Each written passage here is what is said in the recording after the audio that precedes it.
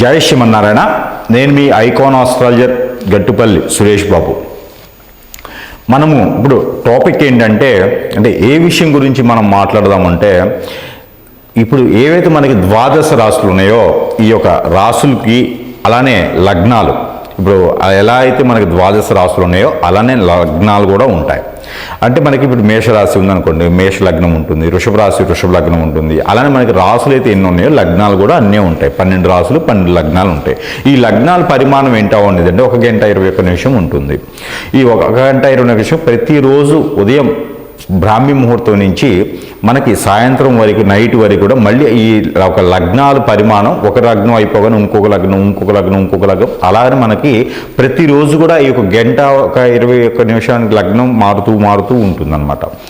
అయితే దానికి తగ్గట్టుగా మనకి ఆ రోజు తిథి నక్షత్రం ఏమున్నాయో దాన్ని బట్టి మనకి బాగుంటుందా లేదా అనేది ఉంటుంది. ఏ రోజైతే మనం జన్మిస్తామో ఆ రోజు ఉన్నటువంటి గ్రహస్థితి ప్రకారంగా, ఆ రోజు ఉన్నటువంటి నక్షత్ర ప్రకారంగా మనకి ఏ రాశి వస్తుంది అనేది ఉంటుంది. ఆ రాశిని బట్టి ఏ లగ్నం కూడా ఉంటుంది.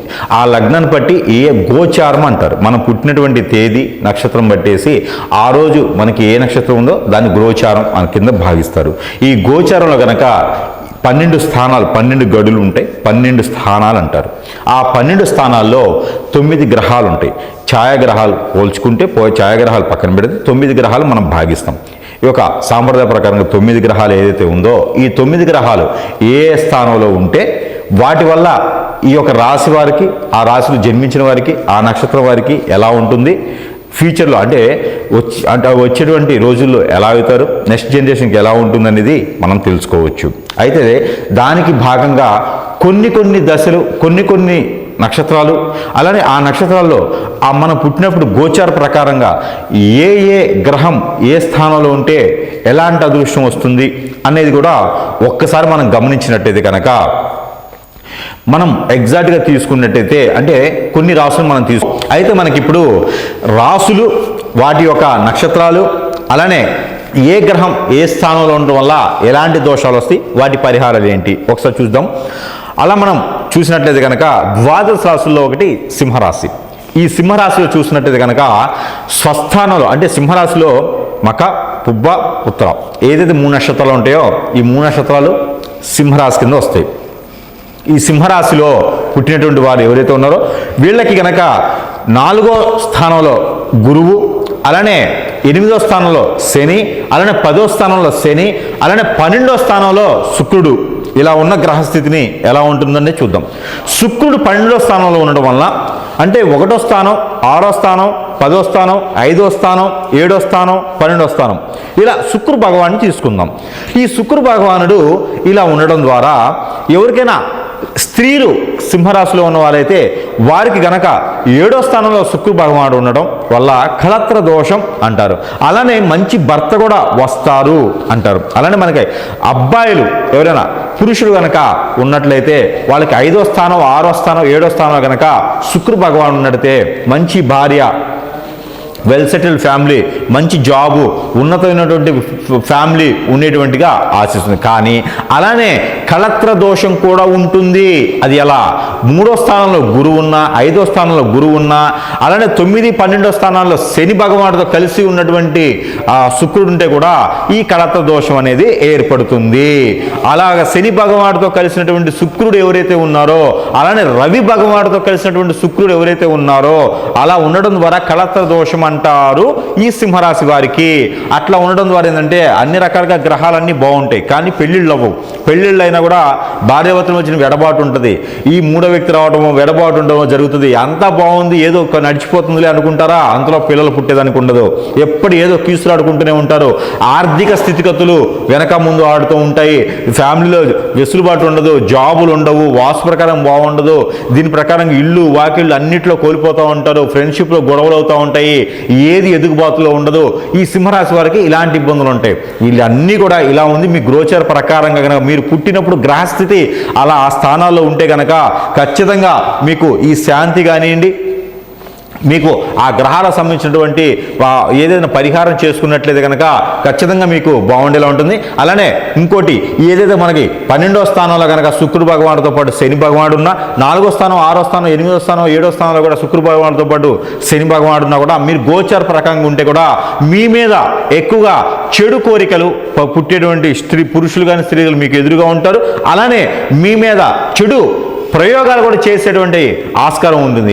బ్లాక్ మ్యాజిక్ లాంటివి కానివ్వండి, మందు పెట్టుకోవడం లాంటివి కానివ్వండి, చేతబోళ్ళు, ఇలాంటి వాడిక లాంగ్వేజెస్ ఏవైతే ఉంటాయో అలాంటి వాడిక లాంగ్వేజెస్లో చెడు జరిగేలా ఉంటుంది. కాబట్టి ఎక్కువగా చెడుకి అట్రాక్ట్ అయ్యేటువంటి ఇదిగా ఉంటుంది. నరదిష్టి, నరఘోష, శత్రుభయం, శత్రుపీడ కూడా ఉండేదానికి ఉంటుంది. కాబట్టి ఇవన్నీ కూడా పోయేందుకు, పటాపంచులు అయ్యేందుకు చిన్న చిన్న పరిహారాలు చేసుకున్నట్టయితే కనుక ఖచ్చితంగా మీకు అవన్నీ కూడా పటాపంచులు అయ్యేదానికి ఆస్కారం ఎక్కువ కనిపిస్తూ ఉంది.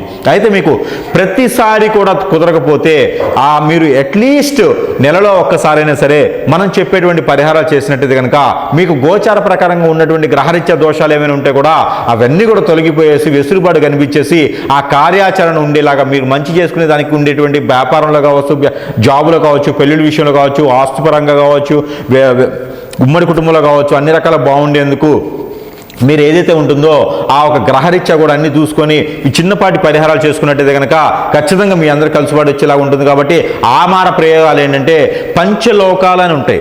ఇనుము, రాగి, ఇత్తడి, అలానే బంగారం, సిల్వర్ అంటే వెండి, ఏదైతే పంచలోకాలు ఉన్నాయో ఈ పంచలోకాలతో చేసినటువంటి ఉంగరం కానీ ధరించాలి. ఏనుగు వెంట్రుక కానీ, గుర్రము వెంట్రుక కానీ, లేకపోతే కనుక ఈ వెంట్రుకలు ఉన్నటువంటి రింగును కనుక మీరు ధరించినట్లయితే, కడియం రూపంలో వేసుకున్నట్టయితే మీకు ఈ గ్రహరీత్యా ఉన్నటువంటి దోషాలు తొలగిపోతాయి. అదే కనుక ఈ సింహరాశి వారికి ఖచ్చితంగా ఈ గ్రహ దోషాలు ఉన్నాయి అనుకుంటే కనుక మనం చెప్పినట్టు స్థానాల్లో ఆ ఒక శుక్రుడు శనితో పాటు ఉన్నా, అలానే 4వ స్థానంలో మీకు రవి భగవానుడు ఉన్నా, కళత్ర దోషాలున్నా కూడా ఈ యొక్క చేస్తే మీకు ఆ దోషాలు పోతాయి. అలానే ఇంకోటి చింతపండు ఉంటుంది. మీకు చింతపండు అంటే అందరికీ తెలుసు, చింతకాయలు, చింతపండు అందరికీ తెలుసు. ఈ చింతపండు ఏదైతే ఉందో ఈ చింతపండు కనుక బ్రాహ్మణోత్తమునికి దానం ఇవ్వడం ద్వారా మీకు మంచి జరుగుతుంది. లేదా రాహు కేతువులు ఉన్న దగ్గర ఆ గ్రహాల దగ్గర కనుక చింతపండు ఉంచినట్టయితే మీకు ఆ శని బాధ కూడా తొలగిపోతుంది. అలానే మీకు ఆ ఒక శని బాధతో పాటు రాహుకేతుల బాధ కూడా తొలగిపోతుంది. కాబట్టి ఈ మేర మీరు ఈ గ్రహానికి సంబంధించినటువంటి పరిహారం చేసుకోవాలి. ఎప్పుడైనా మీరు దానం చేయాలనుకుంటే కనుక గోధుమలు దానం చేస్తే మరీ మంచి జరుగుతుంది. గోధుమతో చేసినటువంటి పిండి వంటలు, గోధుమతో చేసినటువంటి స్వీట్ పదార్థాలు కూడా మీరు దానం ఇచ్చినట్టయితే కనుక మంచి శుభదృష్టి జరుగుతుంది. కాబట్టి ఇవన్నీ గోచార ప్రకారంగా మీరు చేయాల్సినటువంటి దానాలు.